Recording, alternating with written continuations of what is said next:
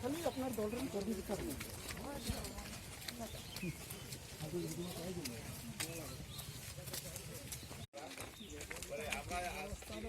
কারণে এখানে যে আপনারা আমাদের যে ইতিমধ্যে রাজ্য সরকারের যে মমতা বন্দ্যোপাধ্যায় যে সমস্ত সামাজিক যে প্রকল্পগুলো চালু করেছেন, এই সমস্ত প্রকল্পের সুযোগ সুবিধা আপনারা কতটা কি পাচ্ছেন সেটা জানতে এসেছি। কতটা আপনারা সেই সুযোগগুলো গ্রহণ করতে পারছেন।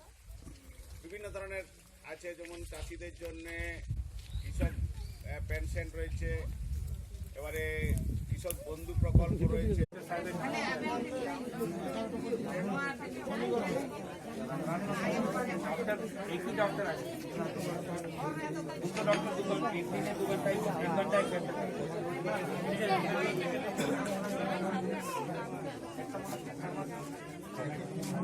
एकटाई डॉक्टर और एक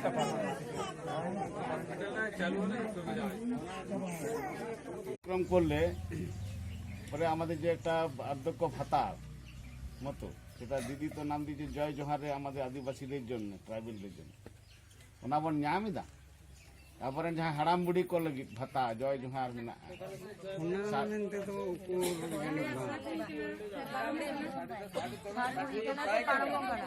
প্রায় কিছু ᱧᱟᱢᱟ ᱱᱚᱰᱮ 8 জন পে ᱧᱟᱢᱟ ᱚᱱᱟ জয় বাংলা, তাই না? দাদা, এই যে আপনাকে বলি 17 সাল পর্যন্ত থানা সংসদে যতজন 60 বছর ছিল, প্রায় 17 সাল পর্যন্ত কমপ্লিট করে দিয়েছিল। 17 সালের এইটুকু রাস্তা পজিশন দেখলে এই রাস্তা কত মৌজার লোক আসা যাতায়াত করে, এটা রানীবাদ শর্ট রাস্তা, কিন্তু এই রাস্তা কত নেতাকে বলে কত বলেও রাস্তাটা হয় না।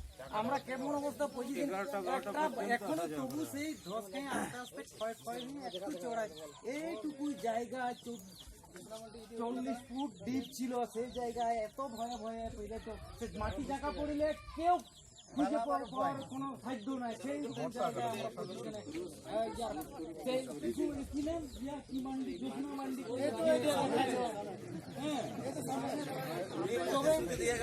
এত বছর হলে কোনো কাজেই হচ্ছে না আমাদের।